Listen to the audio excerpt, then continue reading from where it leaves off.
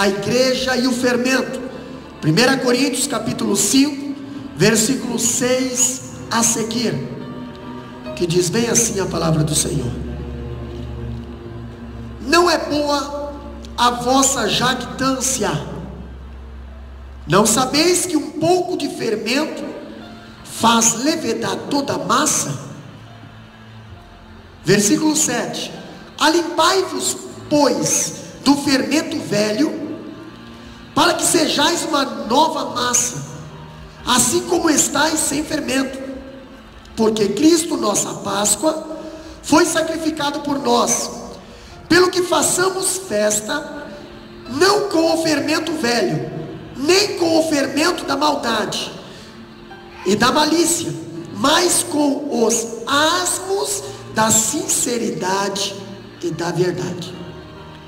Já por carta vos tenho escrito que não vos associeis com os que se prostituam. Isso não quer dizer absolutamente que os devassos deste mundo, ou com os avarentos, ou com os roubadores, ou com os idólatras, porque então vos seria necessário sair deste mundo. Mas agora escrevi que não vos associeis com aquele que, dizendo-se irmão, for devasso, ou avarento, ou idólatra, ou maldizente, ou beberão, ou roubador, com o tal nem ainda com mais. Porque tenho eu em julgar também os que estão de fora? Não julgais vós os que estão de dentro, mas Deus julga os que estão de fora. Tirai, pois, dentre vós a esse iníquo. Podeis assentar? A igreja e o fermento. Pastor, por que o apóstolo Paulo ele entrou no assunto do fermento? E quando nós vemos falando da igreja e o fermento, eu vejo algo: como a igreja deve administrar a disciplina. Quando a gente fala de disciplina, nossa, o pastor vai dar gancho, o pastor vai excluir, o pastor vai... Irmãos, nós temos que aprender pela Bíblia o que é disciplina. Porque as igrejas antigamente, por falta de conhecimento, por falta de maturidade também, e por falta de discernimento, e eles disciplinavam coisas que não precisavam ser disciplinado, e deixava de disciplinar coisas que era necessário disciplinar. Pessoas eram disciplinadas por causa de usos e costumes, mas nós vemos que a palavra de Deus não prega usos e costumes. A palavra de Deus prega doutrina, leis, e balizada nessas leis nós vamos ter bons costumes. Ninguém sem lei consegue ter bons costumes. Uma pessoa que não tem uma boa base vai conseguir ter uma boa estrutura. Uma pessoa que tem uma boa base, ela vai ter construída uma boa casa. Uma pessoa que não tem boa base não vai ter uma conduta, não vai ter um costume, não vai ter um hábito, não vai ter uma caminhada, não vai ter uma educação. Nada vai ser bom. Por quê? Não tem base. A nossa base é a palavra de Deus. A palavra de Deus são as nossas doutrinas. Doutrina significa regras, leis, na qual nós temos que seguir. A palavra de Deus não se molda com nós, é nós que se moldamos com a palavra. Então, se eu não me mudar com a palavra, eu vou estar fora das doutrinas de Deus. Então é eu que tenho que mudar, não é a palavra. A palavra, a Bíblia diz que permanece para sempre. A Bíblia diz que passará o céu e a terra. Quando fala céu, está falando área espiritual, área angelical, está falando atmosfera, está falando astros. E quando fala terra, está falando de eu, você, animais, passa tudo. Mas a Bíblia diz que as palavras de Deus não vão passar, elas permanecem para sempre. Agora, quando eu vejo a igreja, como a igreja deve administrar a disciplina, nós destacamos alguns pontos. E o primeiro ponto eu vejo aqui, em primeiro lugar, eu vejo que a disciplina é um ato imperativo. Quando eu vejo o apóstolo Paulo falando ali no capítulo 5, versículo 2 a 13, que nós acabamos de ler, A disciplina é um ato imperativo e não uma opção. E é por isso que o reformador chamado João Calvino compreendia que uma igreja onde a disciplina era negligenciada falhava em ser uma igreja genuína. Existem muitas igrejas na face da terra, mas poucas usam a disciplina para direcionar a igreja. Entendeu? Tem igreja que não prega disciplina, tem igreja que não prega estatuto, tem igreja que não prega a palavra correção, a palavra pecado. Por quê? Porque esvazia a igreja. Entendeu? Esvazia a igreja. Tem pessoas que não gostam de vir no culto de ensino. Por quê? Porque sabem que vão apanhar com a palavra, não querem se mudar. Então eles preferem ficar fora de um culto que queria alimentá-los, queria fortalecê-los, queria orientá-los. Então o que eu posso fazer? Eu vou encher a igreja de shows, luzes, e vou injetar algo genérico na igreja. Vou começar a dizer que Jesus só aceita o coração, Jesus não olha para a vida, Jesus não olha, Jesus venha como estás e permanece como está.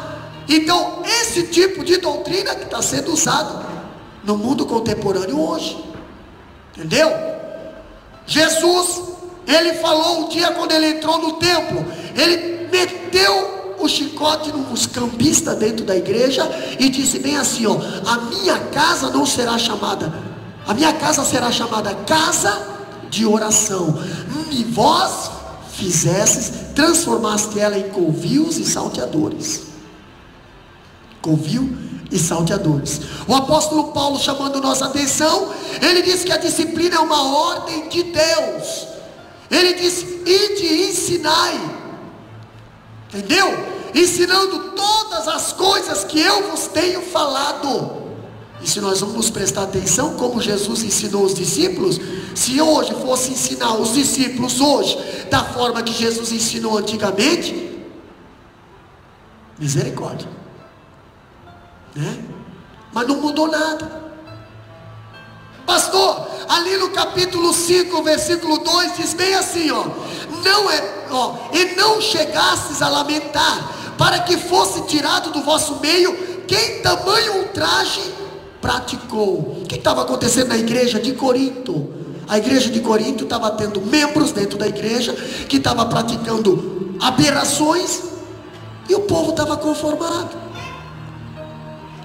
Pessoas estavam se conformando. Pastor, tirado do meio. Paulo é ainda mais enfático. No capítulo 5, versículo 13, diz bem assim, os de fora, porém, Deus os julgará. Agora, expulsai, pois, de entre vós o malfeitor. Está na Bíblia. Expulsai, pois, de entre vós o malfeitor. Esse caso aqui é um caso de excomunhão, é um caso de exclusão. Pastor, até que ponto pode chegar uma pessoa para ser excluído? Nós vamos tocar nesse assunto, nós vamos passar por esse assunto, entendeu? Ainda, de tirar da comunhão da igreja e não fazer concessão. O que diz lá em Mateus 18 e 17? Alguém abre lá para nós? Nós vimos como é que nós podemos tirar, como é que nós podemos tratar esse caso. Vemos os passos da disciplina da igreja e o confronto pessoal de um tratamento de uma pessoa que está em desordem. O confronto por intermédio de duas testemunhas e o confronto coletivo por toda a igreja. Porém, se o faltoso não se arrepender, deve ser considerado como um gentil e publicano, ou seja, deve ser tirado da comunhão da igreja. Esse é o processo da disciplina bíblica. Alguém pode ler para nós? Bem, Esse não as escutar, diz eu, a igreja. Esse também não escutar a igreja, será o povo gentil e publicano. Uma pessoa que precisa ser disciplinada, segundo o que Jesus está ensinando os discípulos. Jesus falou assim, a pessoa, ela tá faltosa, ela tá no erro, beleza, vai lá, conversa com a pessoa, A Bíblia diz aqui que você vai lá e conversa pessoalmente com a pessoa. Se a pessoa não aceitar a correção, não aceitar a disciplina, chama uma ou duas testemunhas, vai lá e conversa com a pessoa de novo. Se a pessoa não quiser aceitar a disciplina, apresenta à igreja. Se a pessoa não quiser aceitar a disciplina, considera-o como gentil. Entendeu? Nós vimos alguns cultos de Santa Ceia eu apresentar, entendeu? Tanto para deixar fora da comunhão, como para colocar na comunhão, apresentado à igreja. Entendeu? Pastor, quando a palavra de Deus fala aqui, eu vejo um segundo ponto, ainda como a igreja deve administrar a disciplina. Eu vejo um segundo ponto. A disciplina é um ato coletivo. A disciplina não é um ato individual. A disciplina é um ato coletivo. A Bíblia fala lá no capítulo 5 de 1 Coríntios, versículo 3. Olha só, a disciplina não pode ser apenas um ato da liderança, mas de toda a comunidade ou a igreja. Se os membros da igreja não referendarem a disciplina, ela gera mais doença do que cura. Se lembra do último culto de ensino que eu falei da laranja? Se você não tirar a laranja do meio das outras laranjas, vai apodrecer. Entendeu? Mas a laranja podre não tem mais como restaurar. Ela já está podre. É aquela pessoa que não quer mais ser restaurada. Ela se deixou a tornar crônico um negócio desse. Ainda dizendo aqui, ó, a disciplina precisa ser feita em nome de Jesus e no poder de Jesus. Não é no nome da pessoa, e não é no poder da pessoa.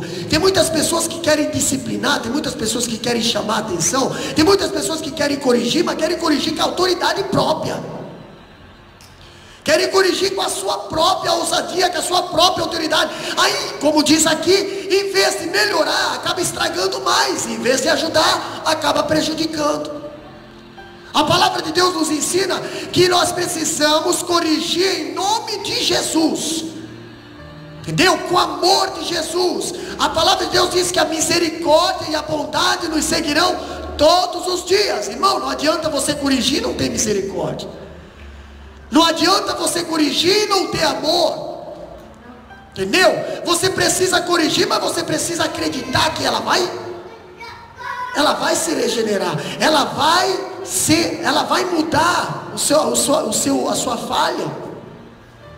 Quando a palavra de Deus fala que a igreja, ao se reunir para disciplinar um crente faltoso, deve estar reunida em nome de Jesus, no poder de Jesus. E é dentro dessa ambiência que a disciplina é aplicada. Agora imagine se Paulo desse uma ordem para disciplinar um membro faltoso e a igreja dissesse que ele deveria não ser disciplinado. É o que muitas vezes acontece em determinadas igrejas por aí. Precisa corrigir, levanta 3, 4 da igreja contra. Não corrigiu, levanta 3, 4 da igreja contra. O apóstolo Paulo falou para a igreja de Corinto, bem assim: não é boa a vossa jactância. Vocês têm tolerado dentro da igreja, vocês têm feito vista grossa dentro da igreja, vocês não têm se lamentado, vocês não têm nem procurado satisfação, vocês não têm nem procurado meios para ajudar, ou para mudar, ou para tirar, ou para corrigir. Vocês têm se conformado. Assim estava a igreja de Corinto. Uma igreja que era toda completa, mas pecava nessa área. Imagina os membros da igreja começarem a dizer que Paulo estava errado, quando Paulo dizia bem assim: ó, vocês precisam tirar, vocês precisam corrigir. Não, Paulo, você está errado. Quando eu vejo o apóstolo Paulo dizendo, o que aconteceria na igreja? Certamente o crente faltoso não se humilharia, mas a toda a igreja seria contaminada pelo fermento do seu pecado. Se nós não corrigimos, a pessoa se acha e contamina mais. Pessoas mais fraquinhas vão achar que pode e vão continuar fazendo também. se não houver correção na igreja, se não houver disciplina na igreja, se não houver direção na igreja, até os fracos vão ser contaminados. Pastor, quando eu vejo ainda falando de como nós devemos administrar a disciplina na igreja, eu vejo que a disciplina é um ato restritivo e preventivo. Capítulo 5, versículo 9 a 11. Presta atenção, em um ponto importante, a igreja de Corinto estava dividida quando deveria estar unida. Vocês vão se lembrar do versículo que nós já passamos aqui, mais no começo do estudo. E estava unida quando deveria estar dividida. Ela estava dividida quando deveria estar profundamente unida, pastor. A igreja de Corinto havia 4 partidos dentro da igreja. O apóstolo Paulo fala bem assim, ó: tem aí os que se dizem que são de Paulo, tem aí os que se dizem que são de Cefas, tem aí os que se dizem que são de Pedro, tem aí os que se dizem que são de Cristo. A igreja está dividida. Entendeu? A igreja está dividida quando deveria estar unida. A igreja está dividida. Quando era para estar dividida, a igreja está unida. Pastor, a igreja deveria ter divisão? Sim. Nós somos chamados para estar separados do pecado.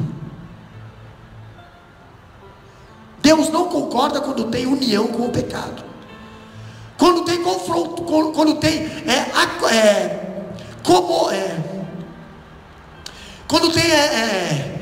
conformismo com o pecado. Foi pregado em Biluíla ontem à noite, domingo à noite. Deus não concorda com isso. Quando algo está afetando a Ele, que tem uma união, mas está afetando a Ele, Deus pega e coloca divisão. Se lembra da Torre de Babel? O povo se uniu para ir contra Deus, para duvidar de Deus, para desacreditar da palavra de Deus. O que Deus fez? Colocou divisão, né? Agora, quando eu vejo aqui o Paulo, o de Apolo, o de Cefas, o de Cristo, Paulo disse que Cristo não estava dividido. Temos de ser um só. Ele estava dividida quando precisava estar unida. Paulo já havia orientado os crentes da igreja de Corinto a não se associar com os impuros. Olha a união aí. Ainda falando, obviamente ele não se referia aos impuros do mundo. Aqui ele não está falando o pessoal lá de fora. Aqui, nesse caso, ele teria que dizer assim: então vocês têm que sair do mundo, porque nós andamos nesse mundo, nós vivemos nesse mundo, nós caminhamos nesse mundo, temos contato com as pessoas desse mundo. Como é que eu não posso me associar com as pessoas desse mundo? Como é que eu vou chegar no frigorífico e trabalhar na linha de desossa, se tem mais de 30 pessoas lá que não são cristãos? Às vezes só sou eu, pastor, eu tenho que sair então? Não. Aqui Paulo não está falando dessa maneira. O que Paulo disse é que eles não podiam se associar com membros da igreja que estavam vivendo de maneira desregrada. Membros da igreja, aqui, gente da igreja que estava vivendo de maneira como ímpio. Quer ver o que a Bíblia diz? Capítulo 5, versículo 11. Lê lá bem alto para nós, irmã Zélia. Agora escrevi que não vos associeis com aqueles que, dizendo-se irmão, for desvaso, ou avarento, ou idólatra, ou maldizente, ou bebedor, ou roubador, com o tal nem ainda comais. O apóstolo Paulo fala bem assim, ó: mas agora vos escrevo que não vos associeis com aqueles que, dizendo-se irmão. Tem muitas pessoas que se dizem irmão, Pai Senhor irmão, Pai Senhor irmão, mas não sei, então não tem nada de irmão. Entendeu? Eu já preguei aqui que só faz parte da família quem deixa o pai trocar as vestes, colocar anel e botar sandália e entrar para dentro de casa. Caso contrário, são pessoas do lado de fora. São irmãos mais velhos que ficam só ali batendo na tecla. Por que tu matou o cordeiro? Por que isso? Por que tu aceitou o irmão mais novo para dentro de casa? Por que isso? Não são considerados irmãos, estão fora de casa. nem reconhece o seu irmão, nem reconhece o pai. O apóstolo Paulo está falando aqui, mas agora vos escrevo que não vos associeis com alguém que, dizendo-se ser irmão, for impuro, ou avarento, ou idólatra, ou maldizente, ou beberão, ou roubador. Com esse tal ainda não comeis. Está falando de comunhão, está falando de comida, está falando de ceia. Pastor, quando eu vejo o apóstolo Paulo falando isso, a separação não significa ser antissocial. Podemos ter amigos fora da igreja, não precisamos cortar nosso relacionamento com eles, precisamos influenciá-los e ganhá-los para Cristo. Nós temos um exemplo que Jesus, ele chocou os fariseus, quando ele entrava nas casas dos publicanos, e sentava nas mesas dos pecadores e comiam com eles. Qual era a intenção que Jesus estava fazendo isso? Jesus estava fazendo isso para atrair eles para a conversão. Jesus não ia sentar na mesa dos publicanos porque ele foi atraído pelos publicanos. Ao contrário do que acontece nos últimos dias. Hoje o cristão aqui, quando eu falo cristão, eu estou dizendo de forma geral. Hoje o cristão, ele é fácil de ser atraído pela mesa do publicano. Ele é fácil, ele deseja. Eu não vejo a hora de ter alguma coisa por aí para mim estar lá participando. Às vezes até troca a mesa do pai pela mesa do ímpio. É isso que o apóstolo Paulo está falando. Esse tipo de pessoa não se associeis, que se dizem irmãos, mas não são irmãos, são idólatras, são impuros, são beberões. O apóstolo Paulo está falando isso. Porém Paulo é categórico em ordenar aos crentes se afastarem daqueles em quem dentro da igreja, estão dentro da igreja, e ao mesmo tempo querem viver uma vida desregrada lá fora. O apóstolo Paulo chama a atenção da igreja de Coríntios. Ainda ele diz: isso é disciplina preventiva. A igreja precisa se posicionar contra o pecado, e se não houver arrependimento, precisa agir disciplinadamente. Não vai mudar? Precisa disciplinar, precisa tratar esse caso, precisa afastar da comunhão, entendeu? Afastar da comunhão não quer dizer você afastar dela. Pastor, quando eu vejo, ainda falando, eu vejo que a disciplina na igreja é um ato de juízo. Capítulo 5, versículo 5, lê lá para nós, bem alto. Capítulo 5, versículo 5. Seja entregue a Satanás para a destruição da carne, para que o espírito seja salvo no dia do Senhor Jesus. Seja entregue a Satanás.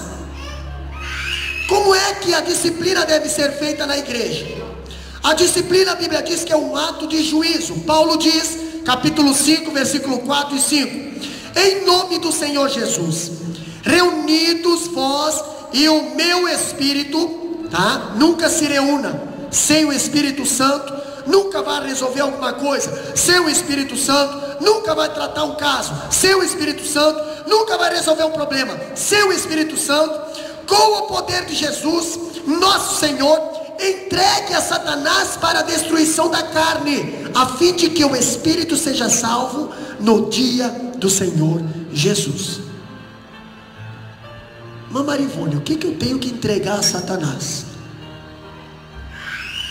Deixa eu dar um exemplo para os irmãos. O verbo entregar, usado aqui por Paulo, tem um sentido jurídico, parece uma excomunhão, como especial referência à aflição do corpo por Satanás. Paulo não está mandando a igreja aplicar a disciplina na carne, não está mandando o povo entregar a pessoa a Satanás. Estamos falando de fermento, entendeu? Paulo não está mandando nós entregarmos a pessoa a Satanás. Nós temos exemplo na Bíblia. A disciplina deve ser feita em nome de Jesus, em união com os crentes. Assim, a disciplina é um ato seríssimo, grave e que se deve aplicar com cautela. Ela deve ser aplicada no poder de Jesus e em nome de Jesus e não na carne. Paulo diz: para entregar o faltoso a Satanás para a destruição da carne. O que é isso? Se lembra que um dia, deixa eu ver se está aqui. Não está aqui, mas eu vou falar mais um pouquinho para frente. O que é isso? Esse versículo tem sido uma espinha na garganta de muitos exegetas, de muitos teólogos, tá? Mas o que seria entregar essa pessoa a Satanás? Aqui diz a palavra de Deus: a Satanás para a destruição da carne, versículo 5, a fim de que o espírito seja salvo no dia do Senhor Jesus.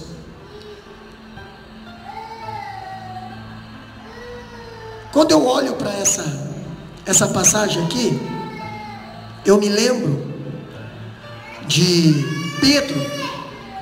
Pedro estava atrás de Jesus, falando para Jesus, e Jesus olhou para ele e disse bem assim: para trás de mim, Satanás.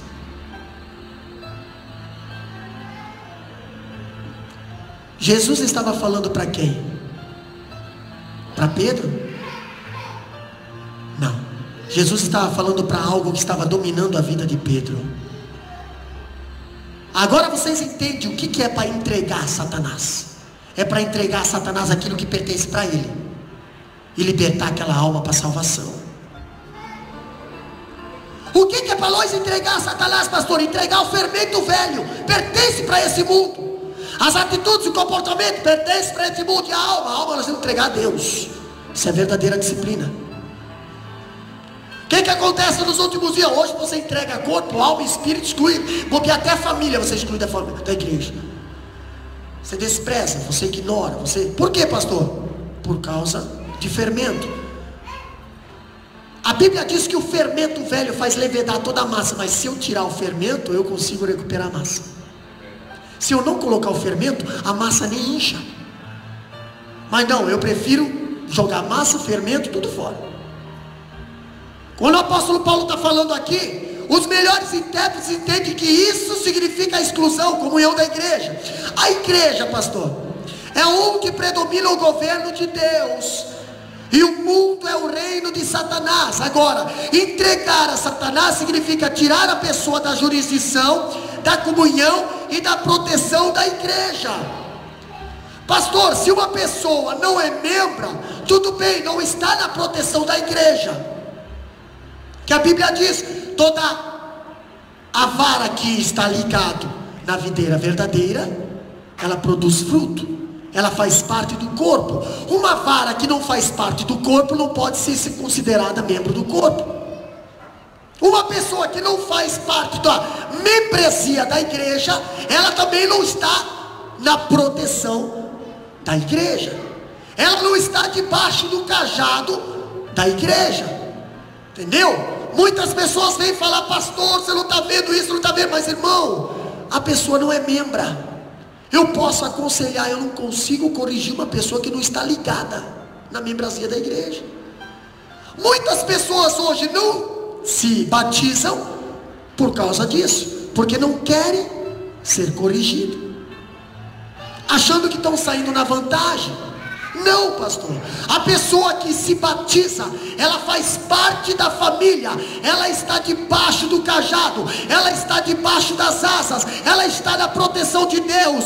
Deus, ele ama quem ele corrige quem ele ama. Pastor, quem não está ligado não consegue nem produzir frutos.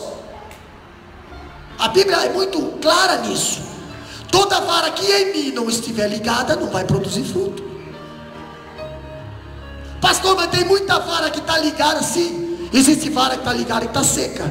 Aí a Bíblia fala que ele corta e joga no fogo. Espiritualmente falando, vai ser cortado e jogado no fogo. Então é muito fácil de entender a palavra de Deus, desde que você entenda ela espiritualmente. Quando nós queremos entender a palavra de Deus a nosso modo, carnalmente, nós não vamos entender ela. Agora, se nós entendemos ela espiritualmente, nós vamos ver que a comunhão na igreja tem um valor muito importante, porque a igreja é um instrumento e uma agência no reino de Deus. O que é aqui embaixo a igreja? A igreja é uma agência que alicia pessoas para levar ao céu. Entendeu?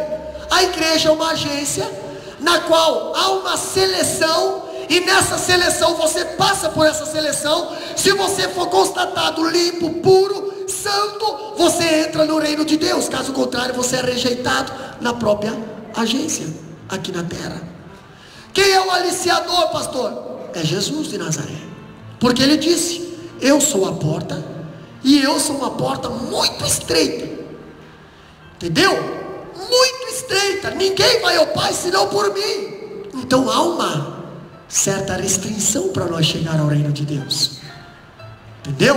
Ainda falando, quando uma pessoa entra na comunhão da igreja, ela entra no reino, nasce de novo, nasce de cima, nasce do Espírito. E o que acontece? O que acontece, pastor? A partir daí ela está debaixo do governo de Cristo e das bênçãos de um pacto de Deus. Então ela vai para o céu? Não. Ela está debaixo de um pacto de Deus. E esse pacto tem deveres e privilégios. Entendeu? Deveres e privilégios. Por que Moisés quebrou as 2 tábuas quando desceu do Monte Sinai? Por quê? Porque antes dele subir, o povo disse: assim nós faremos, nós obedeceremos esse Deus, assim nós obedeceremos. O Moisés subiu, ficou 40 dias. Quando desceu 40 dias depois, já tinha um bezerro de ouro lá no meio do povo. Entendeu? Jogou, caiu as tábuas no chão. Mas quem foi que quebrou o pacto? Foi Moisés? Não, foi o povo. Aquilo ali foi só para o povo ver o que eles fizeram com as leis de Deus. Quebraram o pacto, quebraram a lei. Pastor, quando estamos falando de lei, olha só, a igreja é uma grande protetora da nossa vida, e a nossa vida pertence à igreja. A igreja é uma grande protetora da nossa vida. Pertencer à igreja é uma benção. Por quê? Porque a igreja é tida como a noiva de Cristo. Pertencer à igreja é pertencer à noiva de Cristo. Pertencer à igreja é ser preparada pelo Espírito Santo. Imagina agora, olhando materialmente falando, o Espírito Santo adornando uma noiva. Você faz de tudo para adornar uma noiva aqui na terra, mas nunca consegue chegar à perfeição. Você sempre sonharia em fazer a mais. Agora o Espírito Santo, ele é Deus, ele tem tudo. Entendeu? Tudo que ele quiser ele tem na mão. Agora imagina o Espírito Santo adornando você e eu. Imagina o Espírito Santo adornando você e eu. Materialmente falando, precisa botar mais pérolas aqui, precisa fazer uma cauda melhor aqui, precisa fazer isso aqui, meu Deus do céu, é o Espírito Santo que está te adornando, não é o homem. Para quê, pastor? Para você ir ao alcance, para você ir adiante ao encontro do noivo, que é o mestre. Imagina a marcha nupcial, que aqui na terra essa marcha nupcial faz muita gente chorar, principalmente os pais, né? Agora imagina a marcha nupcial, irmã Juliana, lá do céu. Como é que vai ser a marcha nupcial do céu, diácono Mongelson? A última trombeta. Pastor, a última trombeta para muitos é um arrepio, mas para a noiva é um momento. Imagina, imagina a última trombeta, irmãos. Vou até fazer aqui uma encenação. Imagina a última trombeta. Nós estamos aonde? Nós estamos na terra, sendo adornada, preparada para quê, pastor? Para entrar nas mansões celestiais. A noiva só consegue entrar nas mansões celestiais a hora que o toque da trombeta começa. Tá, tá, tá, tá, e lá vem a noiva. Eu acho interessante que a noiva não vai se encontrar com o noivo lá na mesa do cordeiro. A noiva vai se encontrar com o noivo nos ares, irmã Lenice, aqui no meio. A noiva vai se encontrar com o noivo nos ares. A Bíblia diz e nós que estamos vivos e os mortos serão arrebatados para juntos encontrarmos com Ele nos ares. Depois que houve o encontro da noiva e o noivo nos ares, aí nós vamos entrar junto às mansões celestiais. Você não vai entrar sozinho não, viu? Você vai entrar com o noivo. Agora eu acho interessante, quando a palavra de Deus fala aqui, por isso quando um crente é disciplinado e excluído da igreja, ele volta à influência daquele que está reinando e governando lá fora. Satanás é o príncipe da potestade do ar. Ele é o Deus desse século. Satanás está reinando nas trevas. A exclusão da igreja expõe o membro faltoso à ação de Satanás. Eu estou falando exclusão, não disciplina. A exclusão, entendeu? Não disciplina. Pastor, os membros do corpo de Cristo desfrutam proteção dentro desse corpo. Os membros do corpo, a igreja oferece proteção à malícia de Satanás. Acompanha na Bíblia lá. Não estamos imunes aos seus ataques, mas também não estamos expostos e desamparados diante dele. Quando fazemos parte da igreja, nós estamos sendo atacados, mas nós estamos com uma imunidade. Quando não fazemos parte da igreja, nós não temos essa imunidade.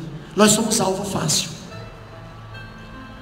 Ainda falando, ser entregue a Satanás significa não marchar mais na fila desse exército.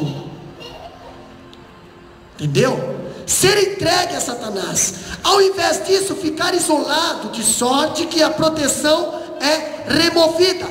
O objetivo da disciplina é, pastor, a restauração e a salvação do membro faltoso. Mas se o membro faltoso não quiser aceitar a disciplina, aí cabe a exclusão, porque aí a palavra de Deus nos manda remover do rol de membro. Aí a pessoa volta a estar como um ímpio lá fora. Pastor, ainda dizendo, o membro faltoso não perde a salvação com a disciplina. Uma pessoa que está disciplinada, ela não está sendo entregue a Satanás. Uma pessoa que está disciplinada, ela o quê? Olha aqui, ó, a igreja não administra a salvação. A salvação é dom de Deus. É Deus quem dá, e quando Ele dá, não tira. A salvação pertence a você. Você precisa lutar por ela. Agora a disciplina pertence para a igreja. E o membro que não é disciplinado, o membro que não é corrigido, é um membro que está convencido ao erro, achando que esse erro está certo. Se ninguém corrigir ele vai achar que ele está certo. Se ninguém falar a verdade para ele vai achar que está certo. Por isso que existe a disciplina. Por isso que nós temos a Bíblia como regra de fé. Por quê? Aqui está as nossas normas e diretrizes para nós servir a Deus aqui nessa terra. Ainda dizendo que a salvação é dom de Deus, e é dom de Deus, é Ele quem dá, e quando Ele dá, Ele não tira. O propósito da disciplina não é a condenação do membro, mas sua restauração. Temos um soldado machucado, esse soldado não pode estar na frente da batalha, esse soldado não pode estar liderando um pelotão. Esse soldado não pode, pastor, o que a gente faz com o soldado machucado? A gente leva ele para a enfermaria, tratar o machucado dele. Então ele está sendo o quê?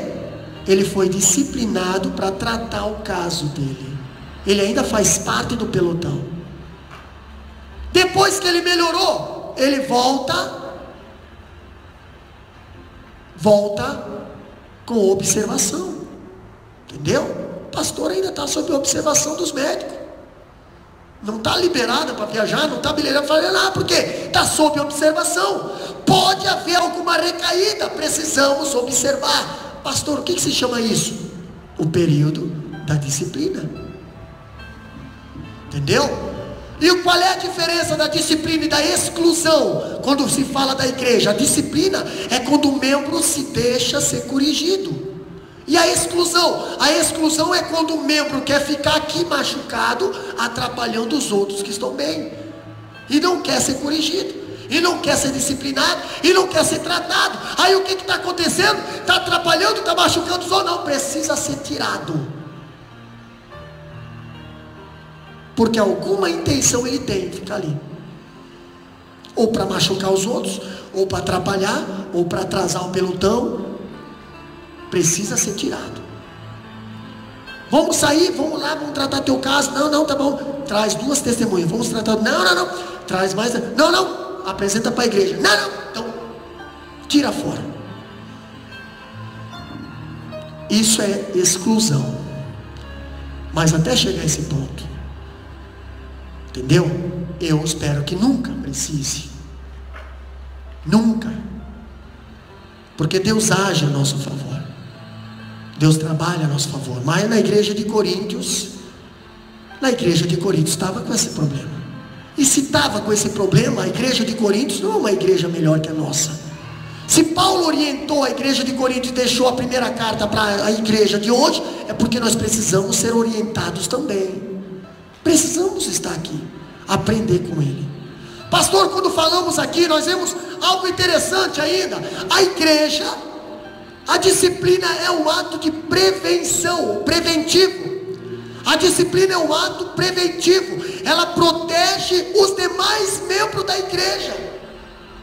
Se eu deixar um membro fazendo um monte de escândalo dentro da igreja e fora da igreja, participando da igreja, vai prejudicar os outros irmãos, fora e dentro. Precisa ser corrigido.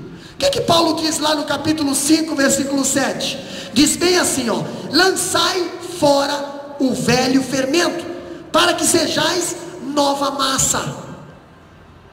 Se lembra que o apóstolo Paulo diz que você precisa nascer de novo para ser uma nova criatura? Pois é, esse nascer de novo era da carne? Não, é do Espírito.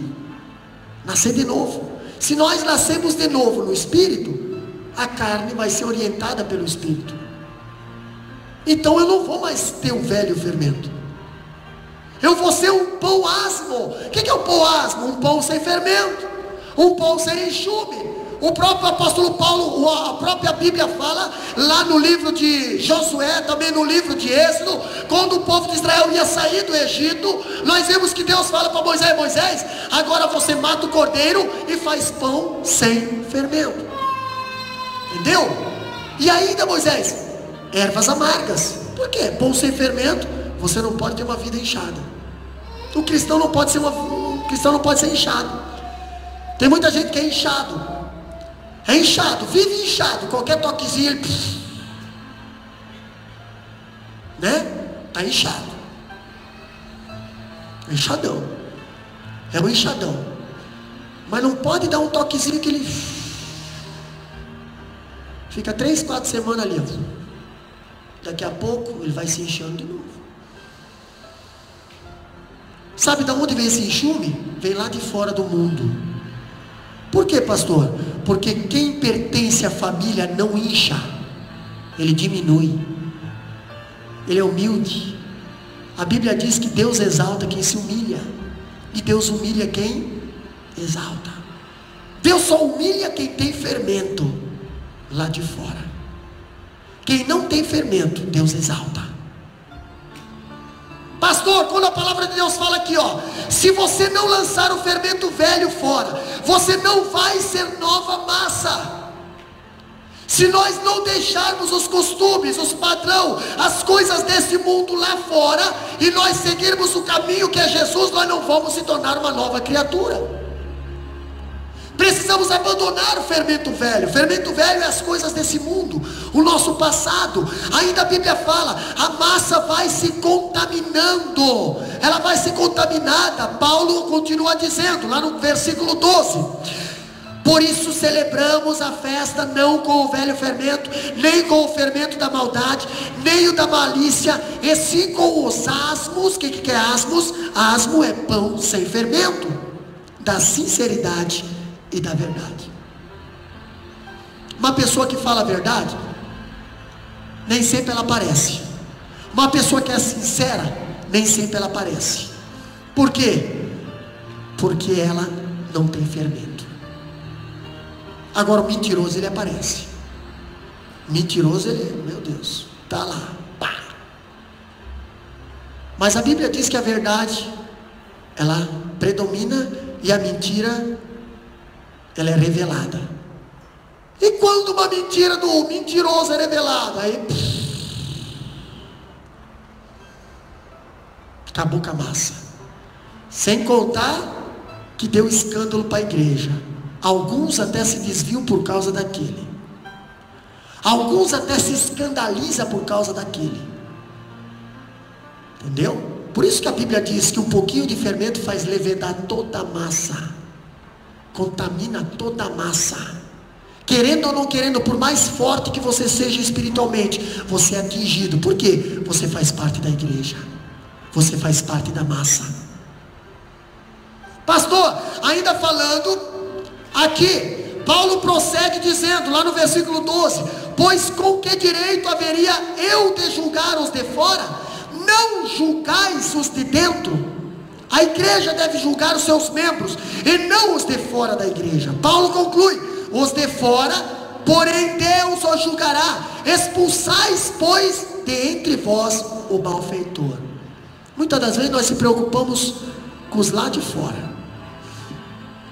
Se preocupamos com os lá de fora, esquecemos dos de dentro. Julgamos os de fora, que nem é para nós julgar, e os de dentro nós toleramos. Pastor, mas a Bíblia nos dá direito para julgar? A Bíblia não dá direito de julgar. A Bíblia nos dá lei, padrão, prumo, para medir. Isso aqui é uma regra de fé. Quem não está igual como isso aqui, está fora. Então eu já posso dizer que está errado. A Bíblia diz que quem não é por nós é contra nós. Aí já está um julgamento. Por quê? É através da palavra. Se nós naquele dia, Diácono Adael, vamos ser julgados pelo livro da lei, o livro da lei está aqui na nossa mão. Nós já podemos começar a botar na balança o que nós vamos ser julgados naquele dia ou não. Está aqui. As obras, entendeu? Nós vamos ser julgados pelos nossos atos. Tudo vai ser julgado. Vai ser julgado por aqui. Já se adiante, meu irmão. Já vai abrindo um livrinho aí. Já vai vendo o que está em falta. Já vai vendo o que tem em excesso. Já vai colocando ali, meu Deus, isso aqui eu não estou fazendo. Eu vou ser julgado por isso aqui. Meu Deus, isso aqui eu não estou fazendo, vou ser julgado por isso aqui. Deus, isso aqui eu estou conformado, mas está aqui. Está dizendo que tu não se agrada disso aqui, eu vou ser julgado por isso aqui. Nós vamos ser julgados pelo livro da lei. Esse livro da lei que está na nossa mão hoje. Vai ter mais um livro lá em cima, pastor. Vai ser qual livro? O livro da vida. Aquele livro que está o teu nome lá, escrito no livro da vida. Pois é, mas não está só o teu nome escrito lá. Está todos os centésimos e centésimos e centésimos e milésimos de milímetros de segundos. Não sei se é assim que eu posso dizer. Dos teus pensamentos, intenções e pensamentos, está tudo registrado lá. E naquele dia vai ser aberto o livro da vida, irmã Juliana, e vai ser comparado com o livro da lei. Naquele dia, você saiu do trabalho. Naquele dia, você estava lá no trabalho, você estava lá no shopping, olha só, naquele dia do culto, aqui estava dentro do teu quarto. Aqui você estava pensando isso aqui, nua e crua. Você já imaginou, meu irmão? Você já imaginou como é que vai ser o julgamento? Através da disciplina. Agora, interessante que esse livro da vida também vai julgar através da palavra, vai dizer bem assim, olha só, vai ter muitas, irmãos, eu pensando na minha cabeça, e a minha cabeça às vezes é fértil demais, fazendo uma analogia, irmã Marivone, irmã Lenice, eu acho que no livro da vida vai ter muitas partes da minha história e da tua história, que vão estar frisados assim, ó, com uma canetinha. Por quê, pastor? Algo que você fez para Deus aqui na terra, que chamou a atenção de Deus.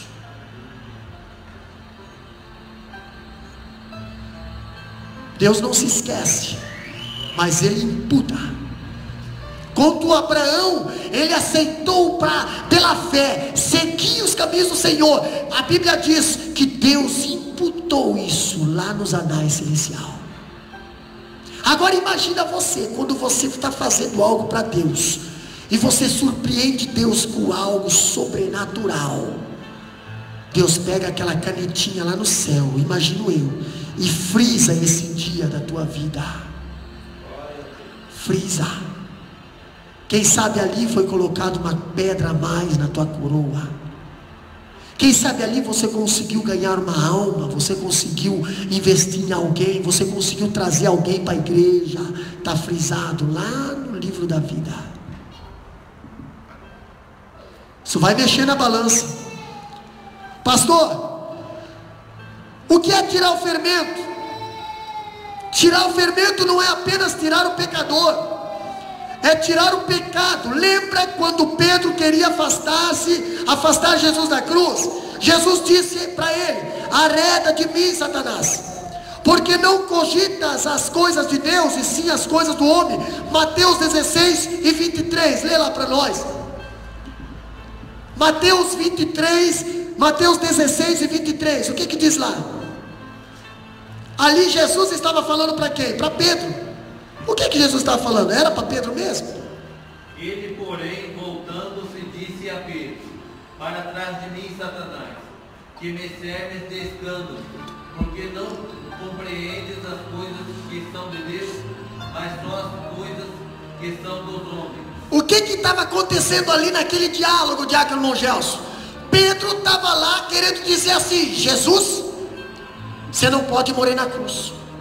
Jesus, você não vai morrer na cruz. Jesus, eu vou morrer no teu lugar. Jesus, tu não vai morrer. Não, Jesus, não vai. Jesus, não vai. Sabe que aquele camarada que é, não vai, pronto, não vai. Quem é que não queria que Jesus morresse? Quem é que não queria que Jesus morresse, Letícia? Por que será? Por que Satanás não queria que Jesus morresse?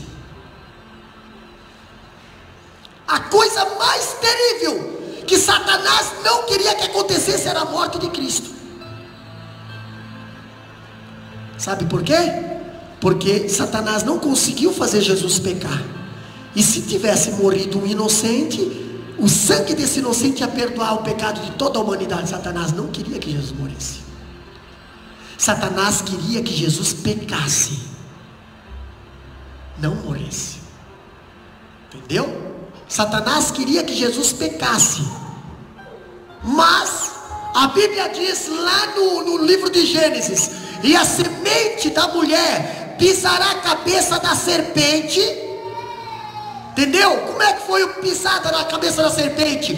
3 anos, 33 anos, mais 3 anos de ministério, pregando contra a serpente, pregando contra o pecado e não se contaminando com o pecado. Isso é o que, pastor? É pisar na cabeça da serpente. Olha só, Satanás, tá vendo aí que, viu? Tu me tentou lá no deserto, ali que, tá vendo aí que tá me tentando aqui, tá vendo? Tu usou os fariseus para tentar pedrejar a mulher. Olha aqui, Satanás, tô pisando de novo aqui. Ai, Satanás não conseguia achar nada que o acusasse. Pastor, e aí o que aconteceu? Aí a serpente mordeu o calcanhar, né? Tipo assim, não consigo fazer pecar, então vou matar. Mas era promessa. Jesus já tinha sido condenado à morte antes da fundação do mundo. Entendeu? Mas Satanás não queria que Jesus fosse para a cruz. Jesus indo para a cruz Ele mesmo na cruz, ele conseguiu tirar uma alma do inferno. Uma alma que estava condenada ao inferno. Na cruz ali ele disse: hoje me estarás comigo no paraíso. Ladrão do lado direito. Quando Satanás pensou, agora eu vou matar Jesus, Jesus pega e fala bem assim, ó: nas tuas mãos eu entrego o meu espírito. Ah não, antes de Jesus falar assim, irmã, Jesus ainda conseguiu fazer uma coisa, irmã Eli. Pai, tudo que você escreveu, Pai, no livro da vida dessas pessoas que aqui me machucaram aqui, ó, nesses últimos 3 dias aqui, Pai, não imputes esses pecados, Pai. Apaga. Pai, perdoa porque eles não sabem o que fazem. O que Jesus estava querendo falar? Jesus estava dizendo: eles estão fazendo isso sem entendimento. Perdoa. Será que isso foi um pisão na cabeça da serpente, moço? Isso deve ter saltado zóio, baga de zóio para tudo quanto é lado. Nas tuas mãos entrego o meu espírito. E naquela hora ele expirou. Aí pronto, Satanás, né, ficou feliz. Bom, matamos o Filho de Deus. Matamos o Filho de Deus. Olha só. Não tenho poder. Olha o que eu fiz com o Filho de Deus. Não tenho poder. Quem disse que eu não tenho poder? Quem sabe ele chegou arrotando grosso lá no inferno, né? Tá vendo, demônios? Estão vendo? Viu como valeu a pena vocês me seguir? Terça parte, tá vendo? Olha aí, ó. Tem mais, vai acontecer mais ainda. Vocês não vê, vocês não perdem. Não, aquela festa lá no inferno, né, Manglés? Aquela festa. Não sei como é que foi, mas só estou imaginando. Daqui a pouco abre um clarão, não sei aonde, porque não sei se o inferno tem porta. A Bíblia diz que foi tirada a chave, né? Daqui a pouco abre um clarão lá, entra alguém lá dentro do inferno. Os demônios já saem correndo. E Satanás olha,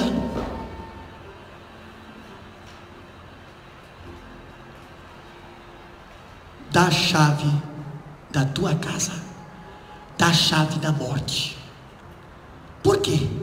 Porque a hora que eu sair daqui, você vai ser desmascarado de novo.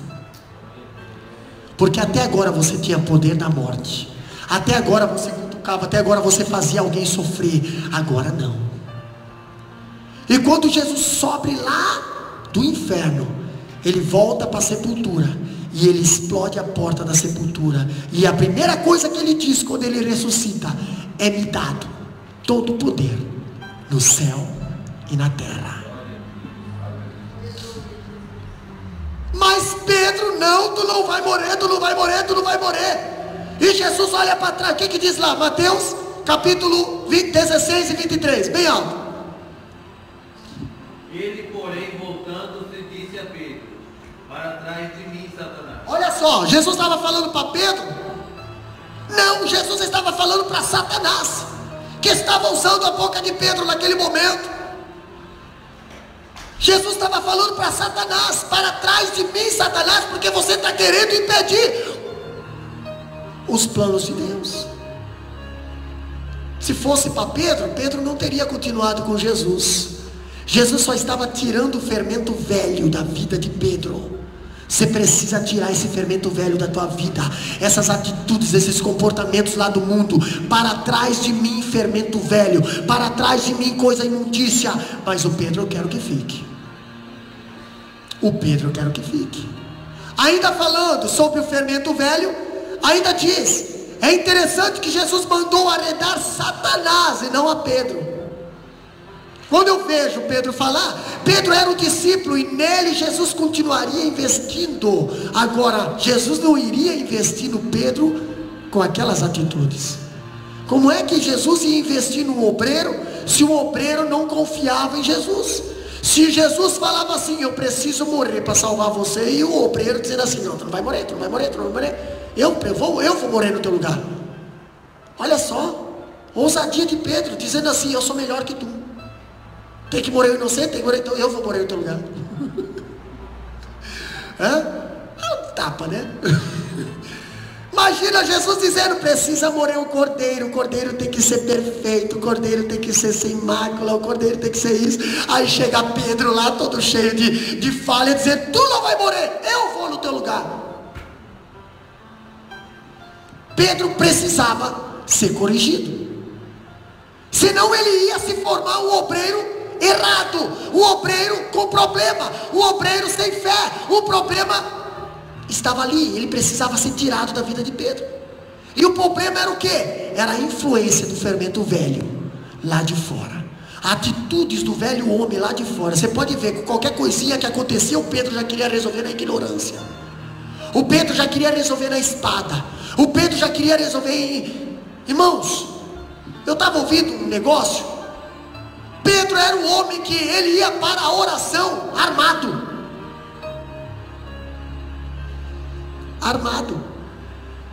Pedro andava com Jesus, mas estava armado. Não via a hora que se alguém pisar aqui. Pedro, ele ia para a oração de Arcangelo armado. Pastor, a espada naquela época era um armamento pesado. Seria como se fosse hoje uma bereta, um 38. Pastor, por que nós precisamos ir para a oração hoje com uma bereta e um 38? Uma pistola. Por que será? Espiritualmente falando, será que não tem ninguém que está servindo a Deus armado? Servindo a Deus ali, já engatilhar para dar um tiro em alguém, para acertar alguém? Pedro, ele ia para a oração armado, com espada. Pastor, quem era Pedro? Pedro era um pescador, não precisava de espada. Por que ele usava espada então? Porque ele tinha o fermento velho na vida dele. Se lembra que quando os camaradas foram prender Jesus, prenderam Jesus, Pedro foi lá, já tirou a espada e cortou a orelha de quem? Cortou a orelha do filho do sumo sacerdote. Nem cortou a orelha de um soldado, nem cortou ninguém, foi direto numa pessoa que era da igreja, do templo.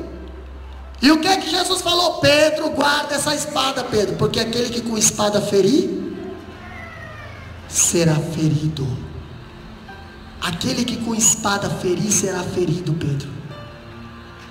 Guarda essa espada. Eu não sei porque tu veio armado para a oração, Pedro.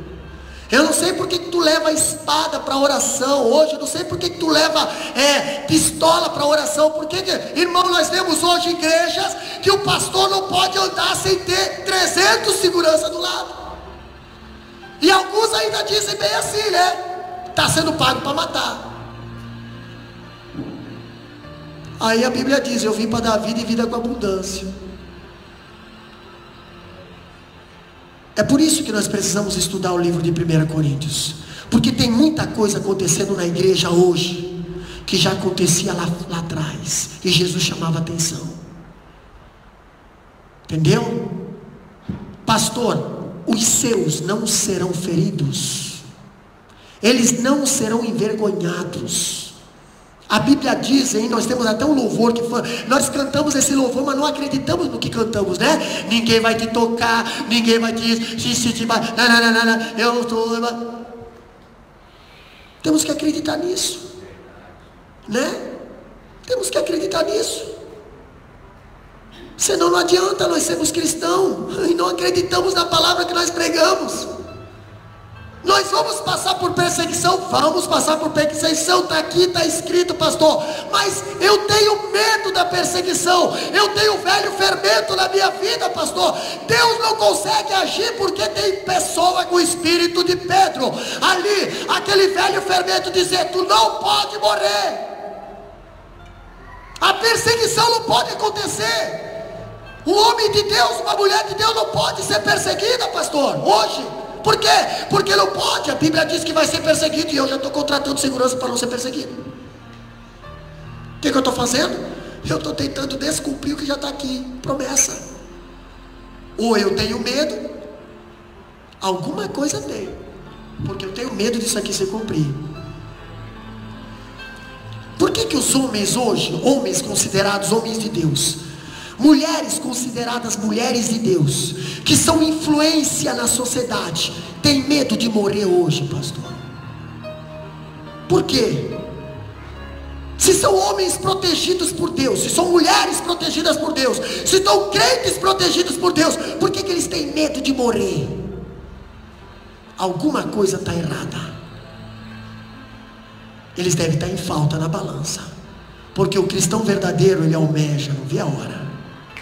Deus, quando vai ser a minha hora? Será que eu sou o próximo? Será que eu sou o próximo? Será que eu sou o próximo? Me prepara. Entendeu?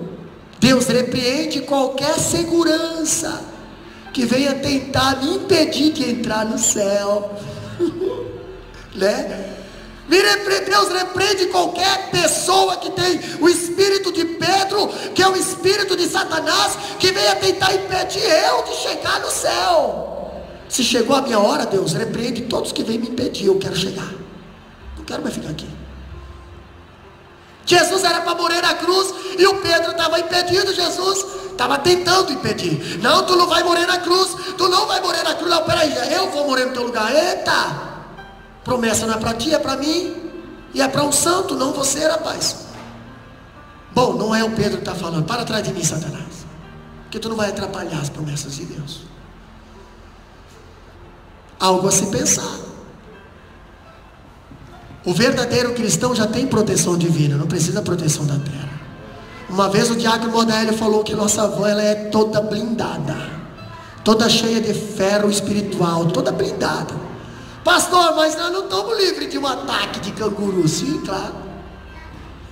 Mas às vezes nós precisamos receber alguma coisa. Para quê, pastor? Para nós saber que nós somos alvo. Às vezes nós precisamos encontrar um boi deitado na beirada da rua, para saber que Deus abateu esse boi antes de nós passar. Nós precisamos entender que existe uma cruz para nós carregar, que existe um caminho para nós seguir. Nós não podemos fugir dele. Agora não, pastor, nós temos que fazer a obra. Mas peraí, vai começar a perseguição na igreja? Mina aí tudo de segurança. Aí não é uma igreja. Aí não é uma igreja. Aí é um centro de concentração. Sexto lugar ainda, para nós continuar aqui, ó. Nós vemos que a disciplina envolve um ato de perdão. Não podemos disciplinar se nós não sabemos perdoar. Entendeu? Pastor, a disciplina tem de incluir a disposição para o perdão.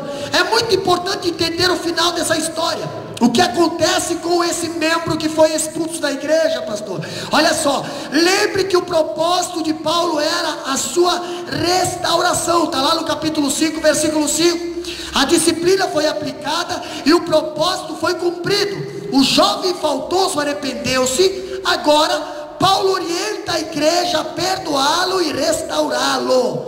Vejamos o que Paulo escreve na sua segunda carta aos Coríntios. Ali, 2 Coríntios capítulo 5, capítulo 2, versículo 5 a 11, diz bem assim, ó: ora, se alguém causou tristeza, não o fez apenas a mim, mas para que não seja demasiadamente áspero, diga que, em parte a todos vós, basta-lhe a punição pela maioria, de modo que deveis, pelo contrário, perdoar-lhes e confortá-los, para que não seja o mesmo consumido por excessiva tristeza. Já está passando pela punição do pecado, já está passando pela punição da correção, e agora vamos discriminar a pessoa? Entendeu? A Bíblia nos manda tirar o fermento, não a pessoa. Ainda dizendo: pelo que vos rogo que confirmeis para com ele o vosso amor. E foi por isso também que vos escrevi, para que dê prova de que em tudo sois obedientes. Paulo estava escrevendo para a igreja de Coríntios, agora na segunda carta, pedindo para que em prova seja obediente nessa parte. A quem perdoais alguma coisa, também eu perdoo. Porque de fato o que tenho perdoado, se alguma coisa tenho perdoado, por causa de vós o fiz na presença de Cristo, para que Satanás não encontre vantagem sobre nós, pois não lhes ignoramos os desígnios. Irmãos, não adianta nós disciplinar e não perdoar. Se nós não perdoamos, está aqui na Bíblia, Satanás ganha vantagem em cima de nós. Entendeu? a pessoa que não perdoa, ela está em desvantagem com Satanás. Pastor, mas a pessoa lá me machucou, a pessoa lá me fez isso. Perdoa, irmão. Na mesma hora já perdoa. Sabe por quê? Porque você está em vantagem. Se você não perdoar, você está em desvantagem. A Bíblia diz aqui em 2 Coríntios capítulo 2, versículo 5 a 11, que a pessoa que não perdoa, Satanás tem vantagem em cima dela. E um coração com uma raiz de amargura, meu Deus, que peso. Ainda falando, a disciplina precisa ser aplicada, acompanhada e concluída com lágrimas. Meu Deus do céu, lágrimas. O que Paulo recomenda agora, uma vez que houve arrependimento, agora vem o papel da igreja. A igreja deve amar, consolar, perdoar esse homem, recebê-lo de volta à comunhão da igreja. E nós somos chamados para odiar o pecado, mas não o pecador. Se lembra nos cultos de Santa Ceia? Eu peço a confirmação da igreja. Irmãos, quantos aceitam fulano de tal na comunhão?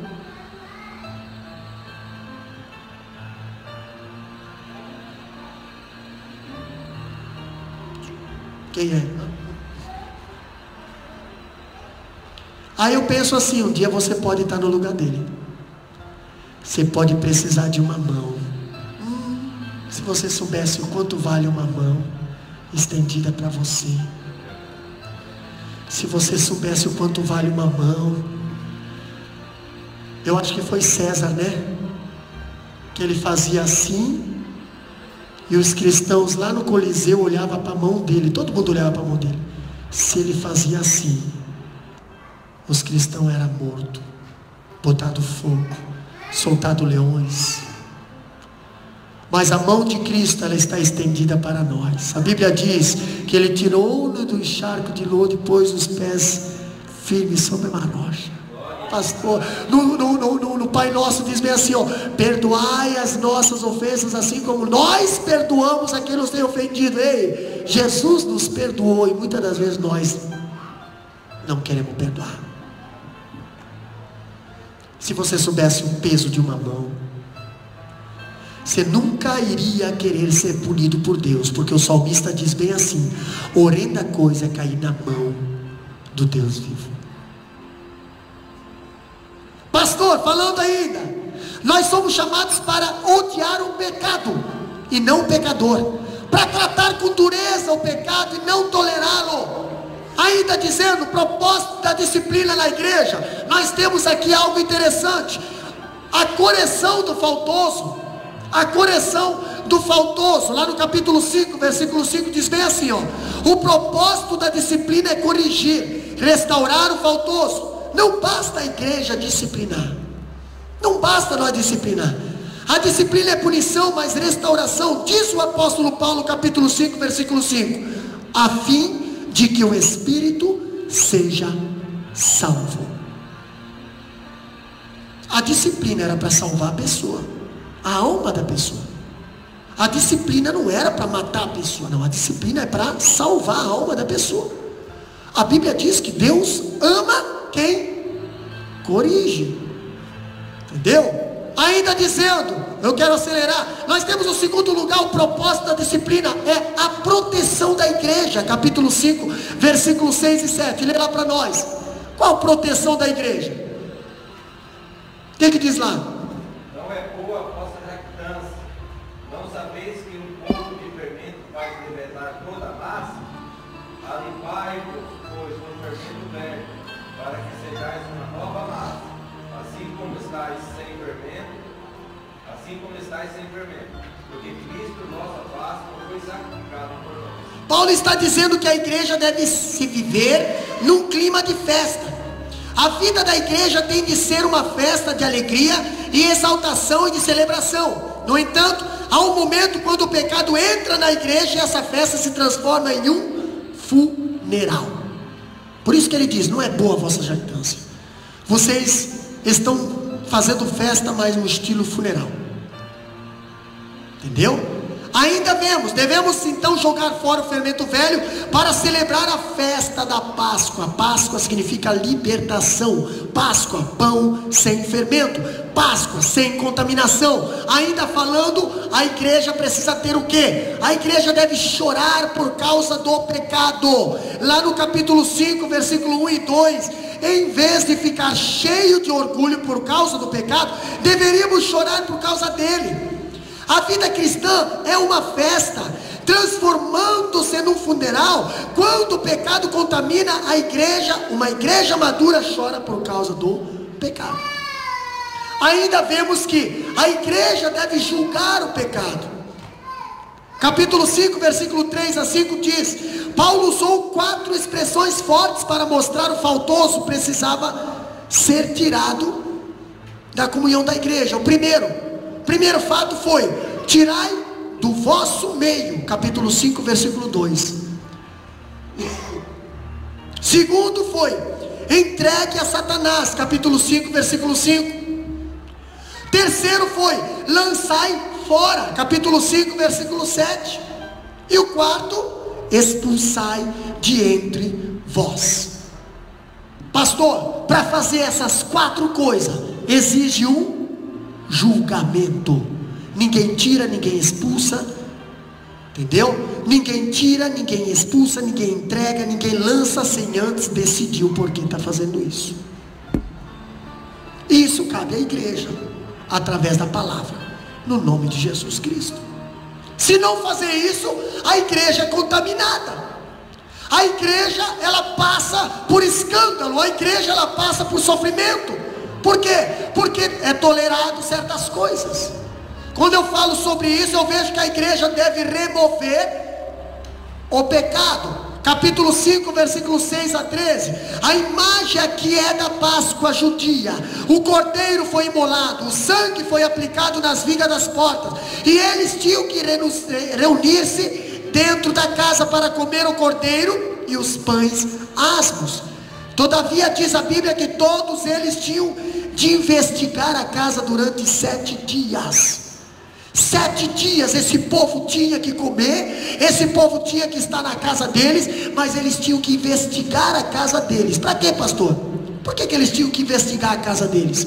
Não poderia ter levedura nem fermento. Se alguém comesse a Páscoa com fermento, essa pessoa seria morta, eliminada do arraial de Israel. Por isso que deu um prazo de 1 semana antes da Páscoa. Para quê, pastor? Para que todo mundo examinasse a sua casa, para ver se não tinha nada que continha fermento lá dentro.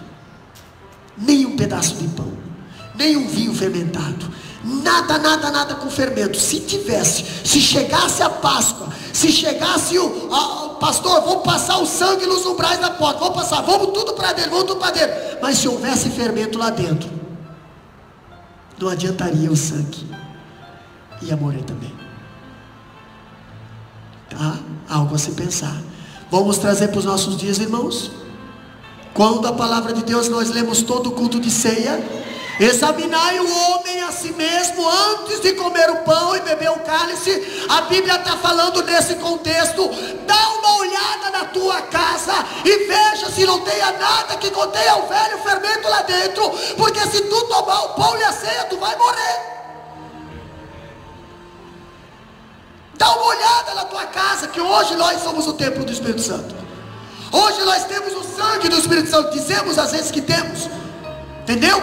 Mas o problema é o fermento, que é o velho fermento lá de fora. As coisas desse mundo que está impregnado nesse templo aqui, ó. E nós andamos fazendo Páscoa, andamos falando de Jesus, mas não se libertamos do fermento. Andamos inchados, andamos como crentes inchados do fermento velho. Mas Jesus manda nós examinar nossa casa para ver se tem fermento lá dentro.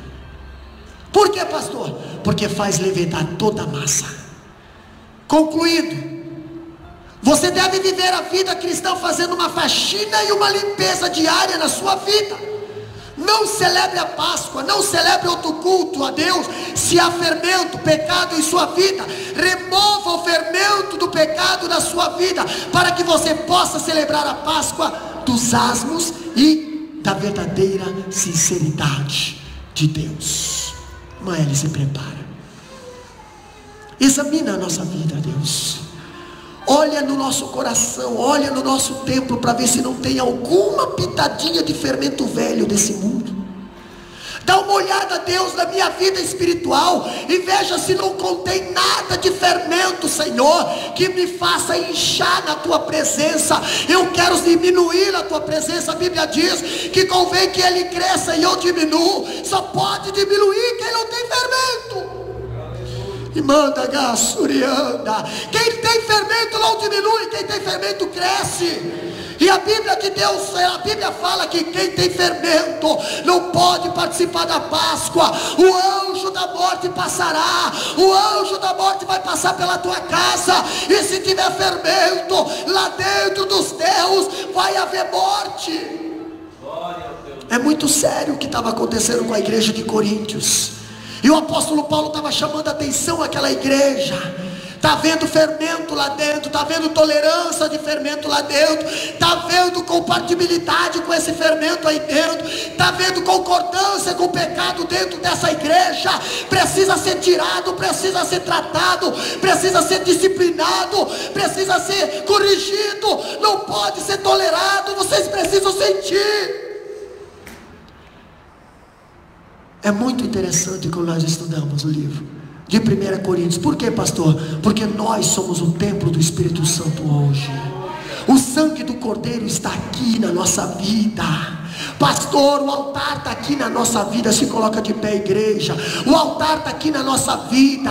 O Cordeiro imolado está aqui na nossa vida. O sangue está aqui na nossa vida. Pastor, agora nós temos que tirar o velho fermento da nossa vida também. Se nós não tirar o velho fermento, vai levedar toda a massa, vai contaminar todo o corpo, vai destruir o templo, vai me deixar de fora das bodas, porque nas bodas do Cordeiro não vai entrar ninguém fermentado, vai entrar só puro, vai entrar só puro, vai entrar só puro naquele dia.